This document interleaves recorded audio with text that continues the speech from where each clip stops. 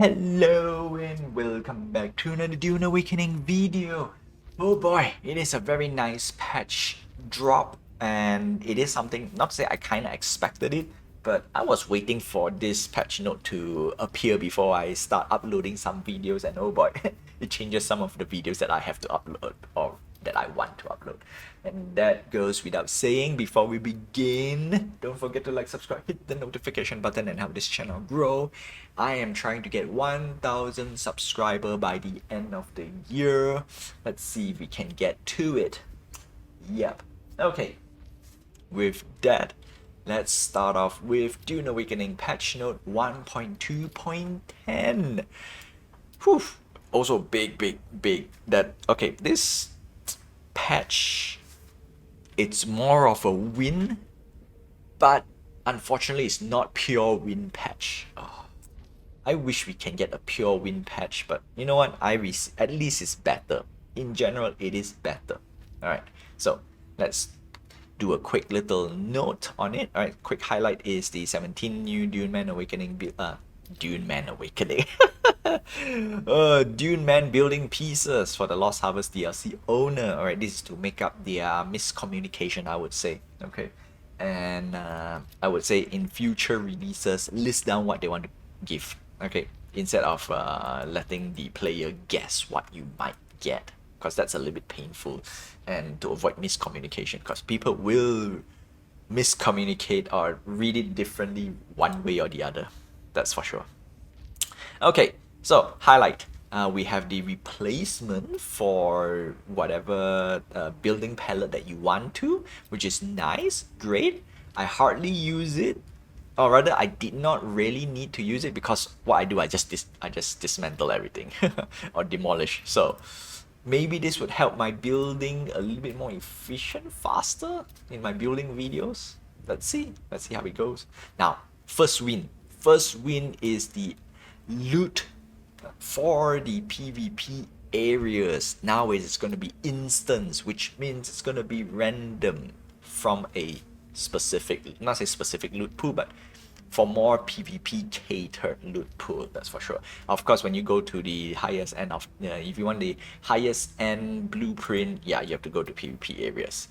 That's for sure. Alright, I'm not gonna assume anything. No, I'm gonna assume first, but most likely that's gonna be, which is nice. Great. Now it gives people more reason to go into the PvP area and more reason to go to the deep desert. That's it, right? That's for sure. And I think this is one of the major things, right? You want to not say gatekeep. I know some people would say that's not good, but in general, high-end stats item, so blueprints, should be at least, not to say lock, but at least it has to be grinded in the PvP area or whatever it is, right? For Dune Awakening, main reason is because you don't really need high stats item, especially blueprint item, to enjoy the game per se. This is for people who wants to min-max, right?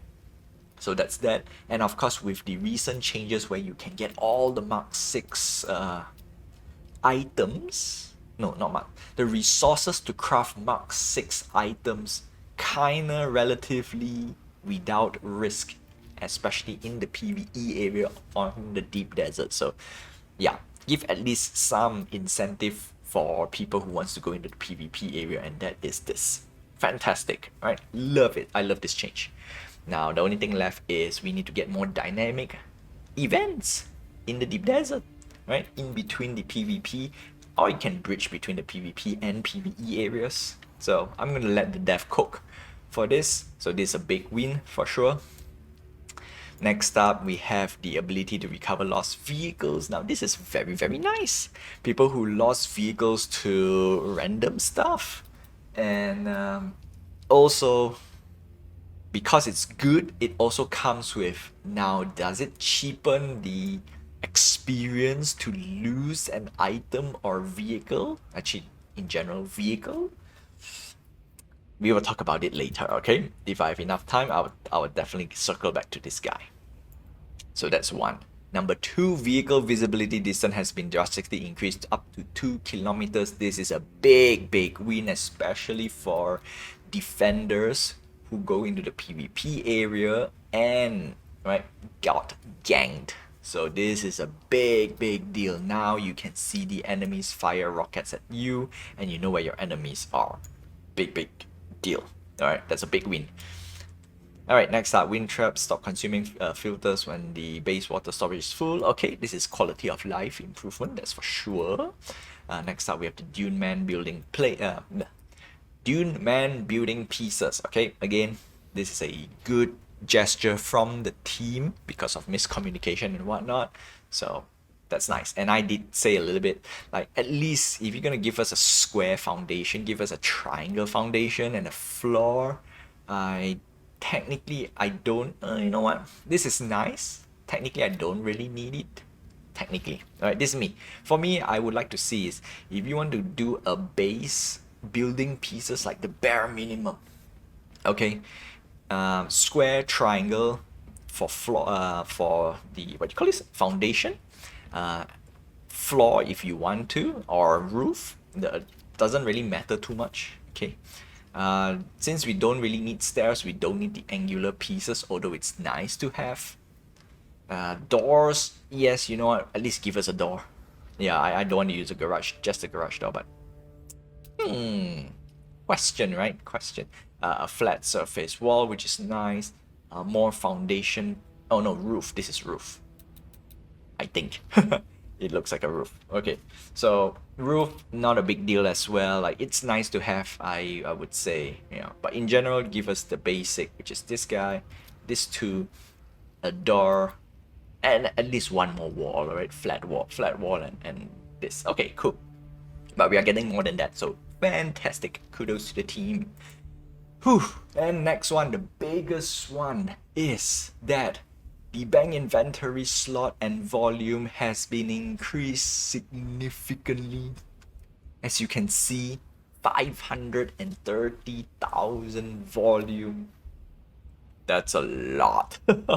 That's a lot. And because of this changes one of my video that I want to make, because I was preparing to make a, like, the essential items to keep in the bank if you're going for a long-term break.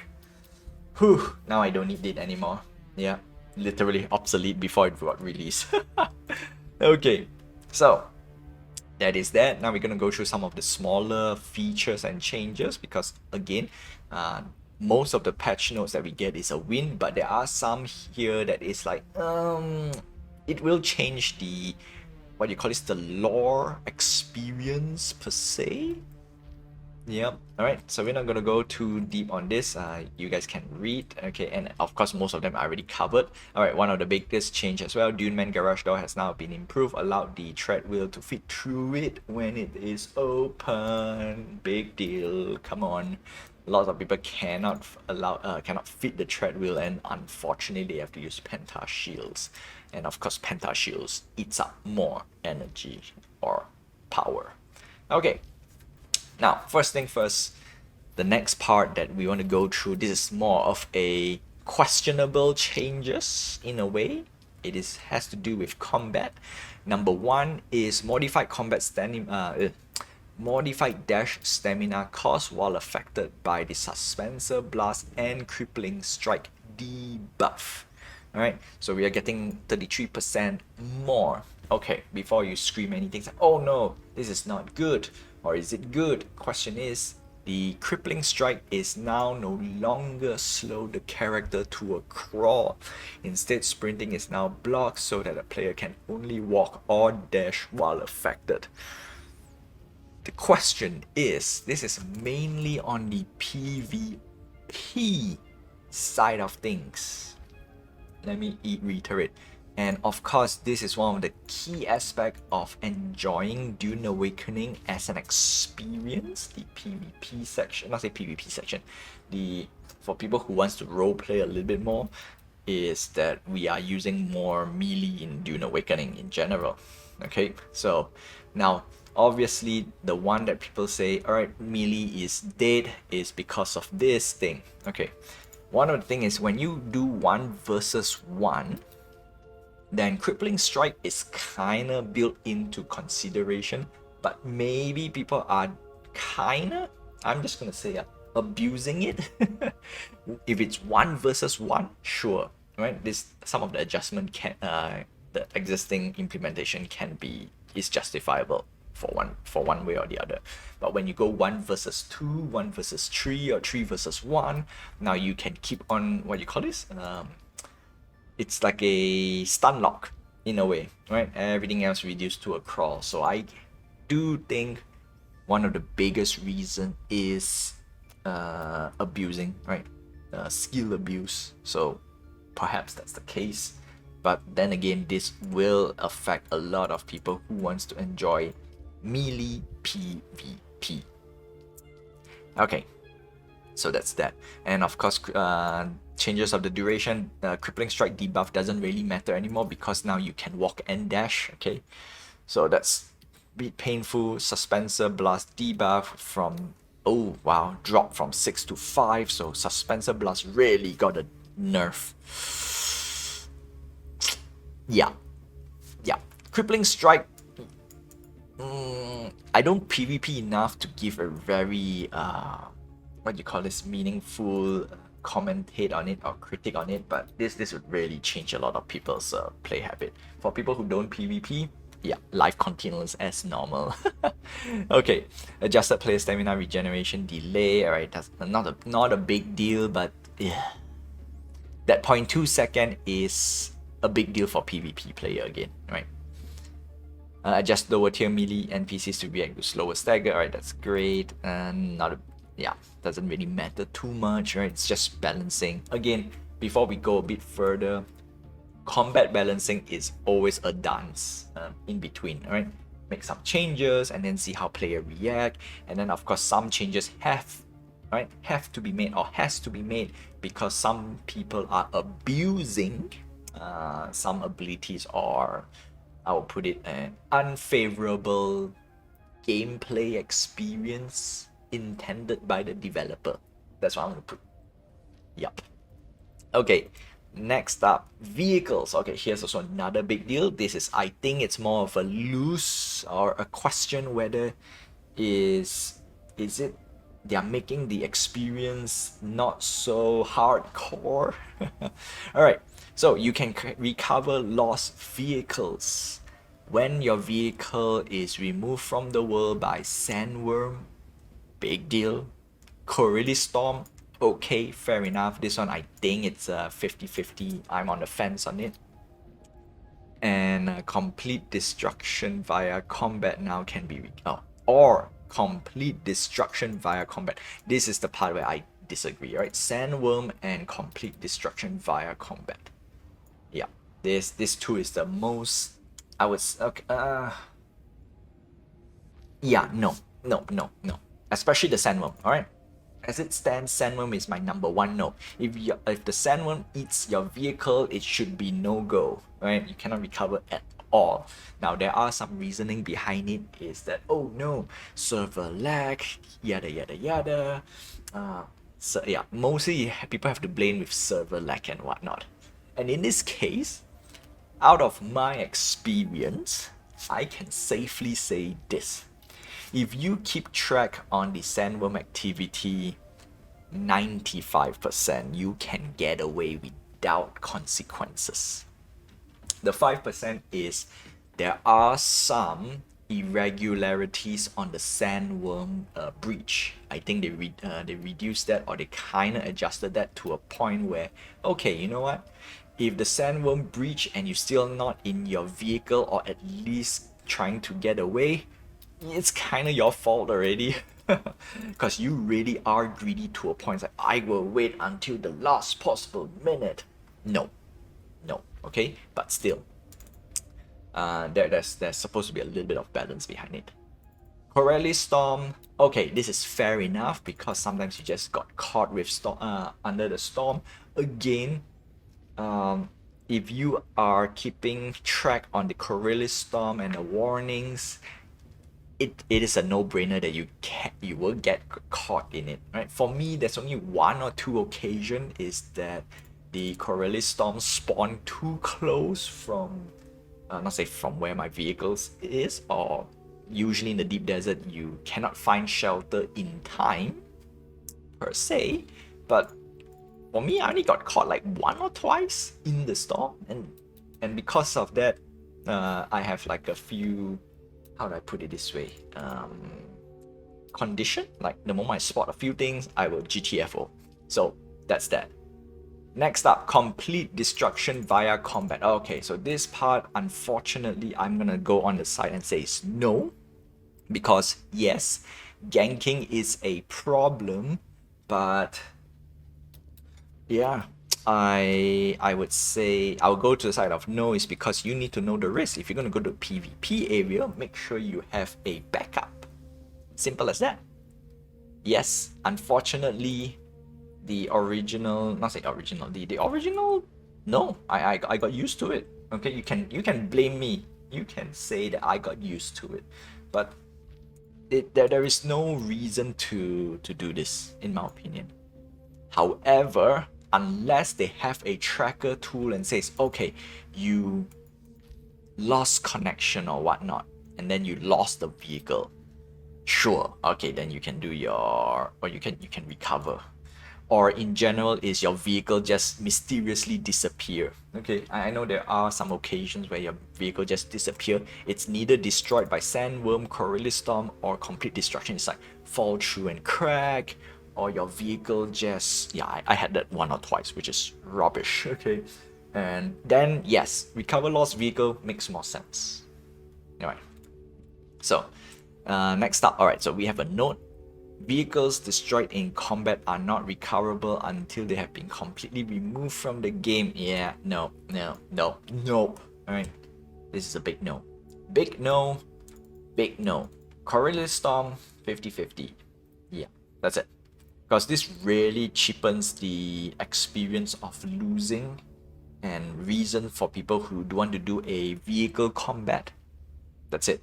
Yes, at the same time, I do understand as well, you want people to replace their vehicles as fast as they can, so let's see how it goes. Maybe my opinion will change, but as of this patch drop, yeah, I don't like this. I don't like it. Okay, so that's that. You must be the owner of vehicle to recover it. Up to 5 vehicles. Vehicles in the recovery 2 must be recovered within 72 hours. Okay, you know what? I think it should be the opposite. It should be the opposite. If your vehicle is destroyed, there should be a cooldown. Either 24 hours or 48 hours, at least, right? Instead of people who abuse, I can guarantee people will abuse this, and that's the reason why I'm not a big fan, right? At least give a 24-hour bar. In that case, if for people who have lots of vehicles, sure. So yeah. Anyway, that's that. I'm gonna just see how it goes, see how the player behaviors is for that. In general, it's just a bad taste in my mouth because I know player behavior. It's always people will abuse it. Yeah, especially when there is no stakes. Because we also want to know how much does it cost to recover, and if we look at the screenshot above, yeah, it recovered 2,500 just to recover the vehicle. No, okay, no, especially for people who wants to do PvP, because that's just yeah, tough. And then we got max durability and whatnot. I'm not gonna talk too much about it because I have a few things that I think the developer could take, but I want to see how they cook this up. Yeah, okay. So that's that. What else? Yeah, drastic increase up to 2 kilometers. Now we change. Okay, so they changed the scout ornithopter and assault ornithopter categories. Now it becomes light and medium. Okay, fair enough. But doesn't really change a lot of things as well, because they really need to put a few extra stuff before they change the name per se. Like scout should do certain things only, and then assault should do certain things only. For example, scout should only can scout, no rockets. Where assault ornithopter, that's where you can put your rockets. That's one thing. That's one big change that I would see. That I would like to see. Alright, so that is that. I'm not gonna go too much on down here because that's about it. Added interior measures. Yeah, alright. New player journey, deep desert, Landsrod. Alright, so this one is mainly for, again, endgame guilds and whatnot. And of course, with changes and stuff to the blueprint, of course, some reshuffling is needed from here. So, with that, that's it. Oh, one last small thing. Players will now obtain a player start near one of the taxi service. Okay, quality of life, again, for people who do solo in the deep desert, right? If you lose everything, one of your spawn point is from the is on the taxi. Yeah. Or at least if you die in one of it, it will be the taxi service. Yeah. Give all players to access deep desert to the taxi service to escape the deep desert safely. Simple as that. Alright, that's all I have for you for today. And unfortunately, it's one of video I need to remake. So stay tuned for that. And I will close with, alright, at least we got more win than, for me, lose. Not saying lose, it's in general, alright. For people who wants to enjoy a relaxing PVE experience, this is really a win. That includes the recovery, the vehicle recovery as well. It is a pure win. Yep, I'm thinking a little bit more on the Dune experience. That's why some things are like, makes no sense. Okay, so that's all I have. Don't forget to like, subscribe, hit the notification button and help this channel grow. I am trying to get to 1,000 subscribers by the end of the year. And of course, if I earn your subscription, that's it, right? You know what? I'm gonna readjust that. If my videos are informative enough for the Dune Awakening content, yeah, give a subscribe. Until then, I will see you. Oh, you know what? I don't have an outro for this, so I will see you in the. I will see you in no spice. I need an outro. All right, see ya, my friends.